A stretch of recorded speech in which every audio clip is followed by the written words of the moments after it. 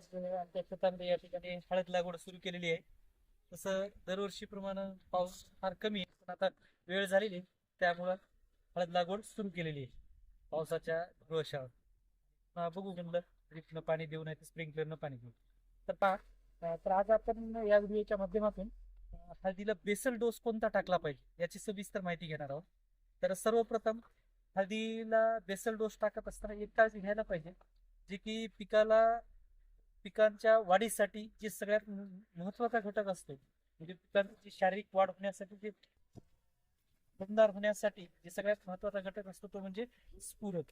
तर एकरी basal dose देत असताना सगळ्यात महत्वाचं म्हणजे आम्ही आता आमच्या पद्धतीने मी तुम्हाला सांगतो की कशा पद्धतीने आम्ही आमच्या शेतीमध्ये दरवर्षी बेसल डोस टाकतो. तर 2 पोते आपण सुपर फॉस्फेट या ठिकाणी घेतलेले आहेत. तुम्ही बघताय हे सर्व जे मिश्रण आहे सुपर फॉस्फेट टाकलेलं आहे. 2 पोते सुपर फॉस्फेट घेतल्यानंतर त्यामध्ये 1 पोते डीएपी आम्ही दरवर्षी सुपर फॉस्फेट घ्यायचो, पण 2 वर्षापासून आम्ही त्याच्यावर 1 पोत सुपर फॉस्फेट कमी करून 1 पोत डीएपी ऍड करायला लागलो.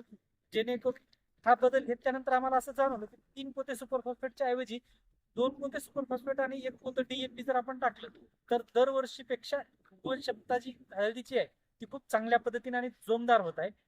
आणि त्यानंतर 2 पोते सुपर फॉस्फेट, 1 पोत डीएपी आणि 25 किलो पोटॅश एवढं मिश्रण या ठिकाणी केलेलं आहे.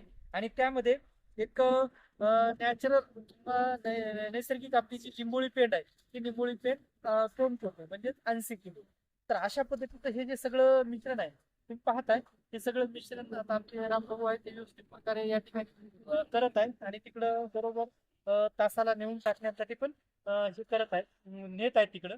तर योग्य एवढं मिश्रण जर टाकलं तर बेसल डोस मला वाटतं की एवढा पुष्कळ आहे. तर त्याच्यामधून 2 घटक आहेत. युरिया 1840 म्हणजे डीएपी आहे, डायमोनियम फॉस्फेट.